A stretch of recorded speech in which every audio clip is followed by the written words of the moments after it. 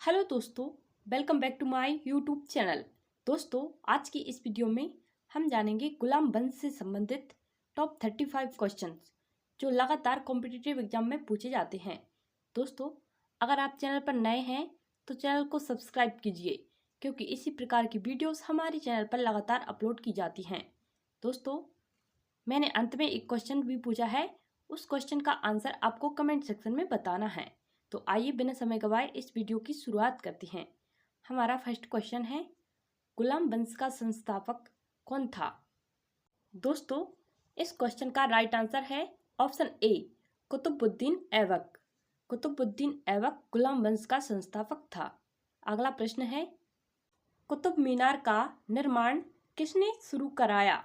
दोस्तों, इस प्रश्न का राइट आंसर है ऑप्शन बी, कुतुबुद्दीन ऐबक। कुतुबुद्दीन ऐबक ने कुतुब मीनार का निर्माण शुरू करवाया था।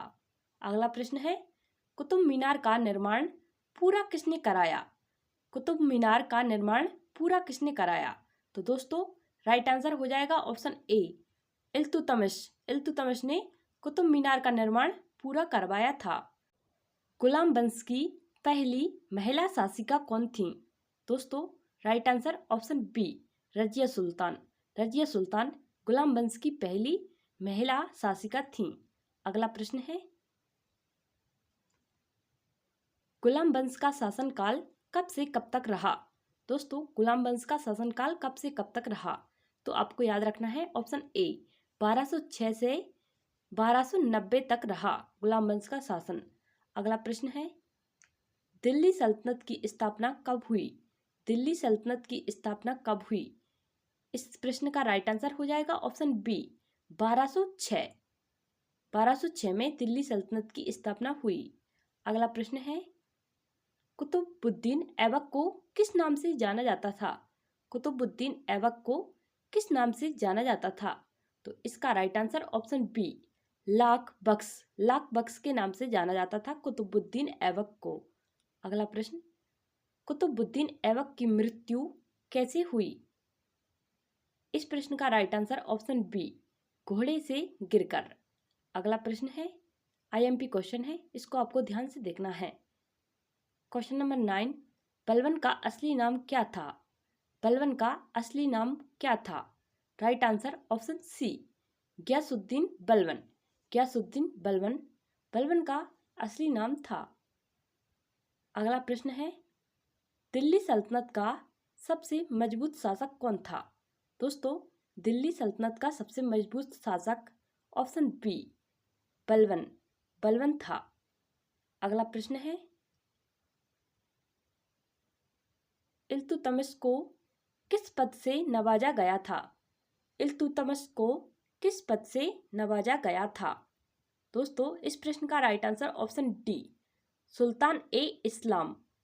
सुल्तान ए इस्लाम नामक पद से नवाजा गया था।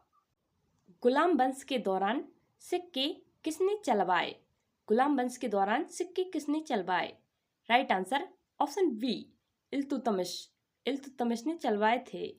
अगला प्रश्न है, गुलाम वंश के किस शासक ने चालीसा नामक संगठन बनाया? दोस्तों, इस प्रश्न का right answer option C, Iltutmish ने चालीसा नामक संगठन बनाया था। आपको याद रखना है। अगला प्रश्न है, दोस्तों यह प्रश्न बहुत ही ज़्यादा इम्पोर्टेंट है। चालीसा संगठन क्या था? दोस्तों, चालीसा संगठन क्या था? तो इसका राइट आंसर है ऑप्शन ए, 40 तुर्की सरदारों का समूह था चालीसा नामक संगठन, जिसको इल्तुतमिश ने बनाया था। अगला प्रश्न, इल्तुतमिश ने अपनी बेटी रजिया को उत्तराधिकारी क्यों बनाया? दोस्तों, इसका राइट आंसर ऑप्शन ए, वह सबसे योग्य थीं, इसलिए उनको उत्तराधिकारी बनाया गया था।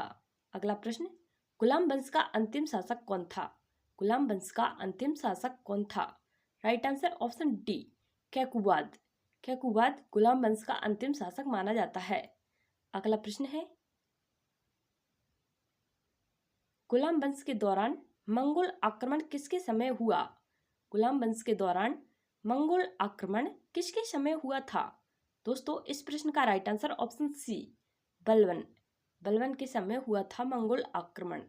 अगला प्रश्न, दिल्ली सल्तनत में सिक्का डालने का अधिकार किसके पास था?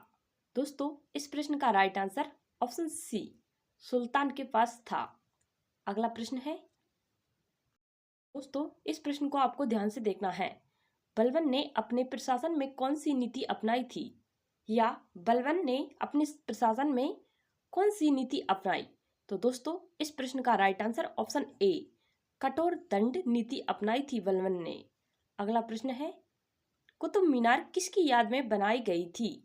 दोस्तों, इस प्रश्न का right answer option B, Qutubuddin Bakhtiyar Kaki इसका राइट आंसर हो जाएगा। अगला प्रश्न है दोस्तों, इस प्रश्न को भी आपको ध्यान से देखना है।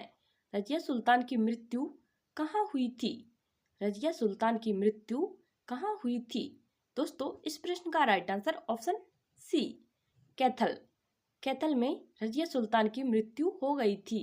अगला प्रश्न, इल्तुतमिश ने किसको खलीफा से मान्यता दिलाई थी? इल्तुतमिश ने किसको खलीफा से मान्यता दिलवाई थी? इस प्रश्न का राइट आंसर है ऑप्शन ए, अपने राज्य को। अगला प्रश्न है, इल्तुतमिश ने किस नगर को राजधानी बनाया?